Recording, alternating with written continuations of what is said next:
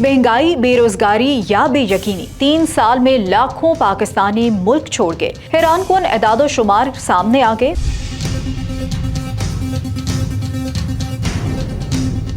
महंगाई, बेरोजगारी और मौके की कमी ने लाखों पाकिस्तानियों को हिजरत पर मजबूर कर दिया। महकमा प्रोटेक्टर एंड इमिग्रेंट्स के मुताबिक गुज़श्ता 3 सालों में 28,94,000 से ज़ायद अफराद बैरून मुल्क जा चुके हैं, जिनमें डॉक्टर्स, इंजीनियर्स, IT माहिरीन, असातिज़ा, बैंकर्स, ड्राइवर्स, वेल्डर्स और बड़ी तादाद में ख़वातीन भी शामिल हैं। ये तमाम अफराद हुकूमत को 26 अरब रुपए से ज़ायद फीस अदा करके बैरून मुल्क रवाना हुए। तालिबे इल्मों और प्रोफेशनल्स का कहना है कि पाकिस्तान में तनख्वाहें कम, महंगाई ज्यादा और मौके नापैद हैं। इसीलिए अब रोक सको तो रोक लो, मैं जा रहा हूँ वाला माहौल है। मजीद अपडेट्स के लिए देखते रहिए VNews.pk।